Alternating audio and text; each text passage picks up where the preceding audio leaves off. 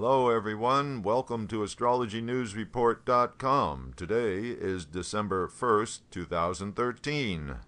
Presenting an alternate view of world events as seen through the lens of Vedic astrology. I'm Ron Berger.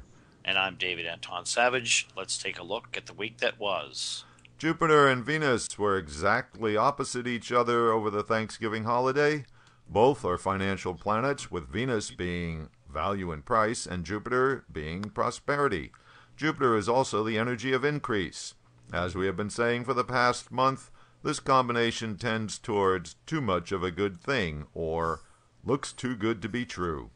Major retailers in the USA decided to start the Christmas buying madness even earlier this year by opening their doors on the hallowed holiday. The result was everything from protests by some retail workers who objected to having to work on what was traditionally been a day off, to fights breaking out amongst the frenzied shoppers, and even a police shooting of a suspected shoplifter. Yes, talk about the false hope and optimism of Jupiter plus Venus. This year, more than ever, the country needs to see good retail numbers out of the holiday shopping melee. All this is supposed to be coming from the wallets of people who are far from wealthy.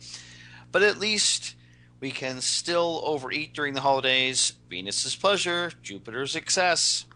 It has been Venus opposite Jupiter for all of November.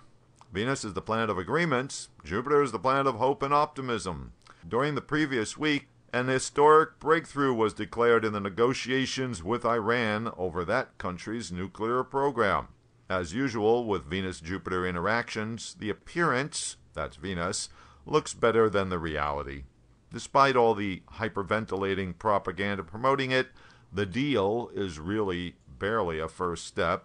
The deal itself is only in effect for 6 months. It's a good deal for Iran in exchange for limited inspections and temporary suspension of their nuclear development. Economic sanctions against Iran will be eased, and over 700 billion of Iranian assets frozen in Western banks will be released. The hope, that's Jupiter, is that this is the first step will lead to something more significant in the future.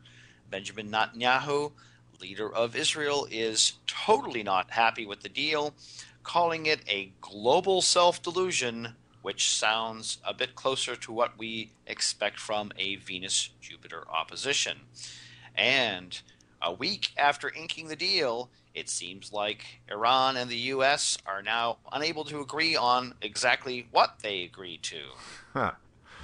All right, retrograde Jupiter and Venus are influencing the ascendant in the Pope's chart, and this has got him on a roll. Pope Francis has released his first apostolic exhortation. In it, he chose to go after trickle-down economics, denouncing the new tyranny of markets and the idolatry of money. How can it be that it is not a news item when an elderly homeless person dies of exposure, but it is news when the stock market loses a couple of points, he asks. Yes, there were a few quotable quotes in that speech. Yeah. Mars was still transiting in his third house last week, which gave him the courage to take on the establishment.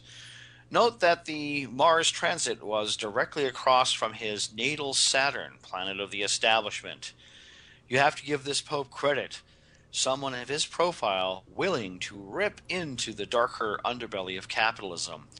If you're willing to open your eyes and look at the so-called free market of global capitalism, it generates a great deal of suffering worldwide.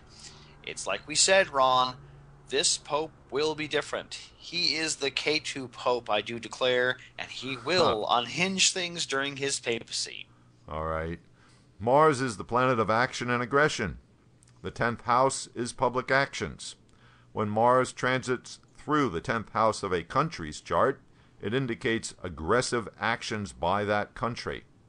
Last week, Mars was just entering Virgo, which is the USA chart's 10th house, when the United States Air Force went ahead and flew two B-52 bombers through China's newly declared East China Sea Air Defense Identification Zone.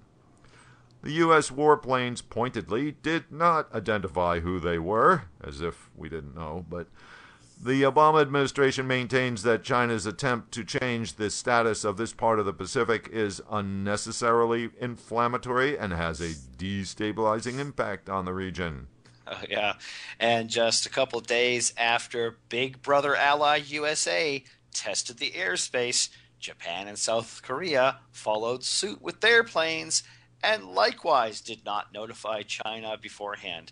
China's response, as of Wednesday, was to start patrolling their newly declared identification zone with fighter jets.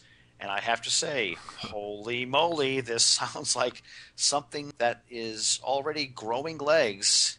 And now, with Mars moving into position opposite Uranus, the energy for an event grows even stronger. Yeah, something to watch out for.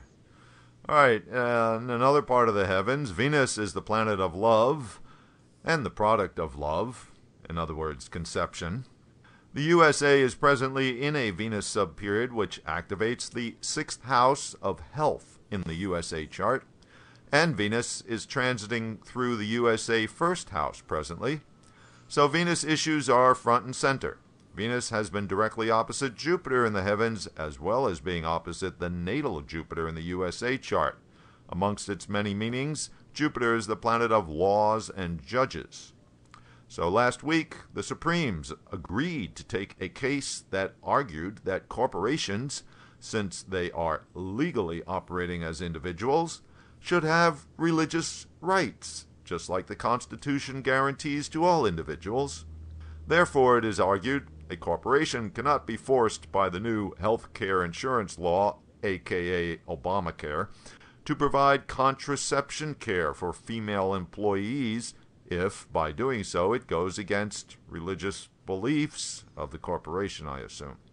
Yes, I think that's helping to grow the movement of move to amend, since many people don't believe corporations are people. So, Yeah, really. in any case, so we conclude this week's review of the week. Be sure to click in with us next week.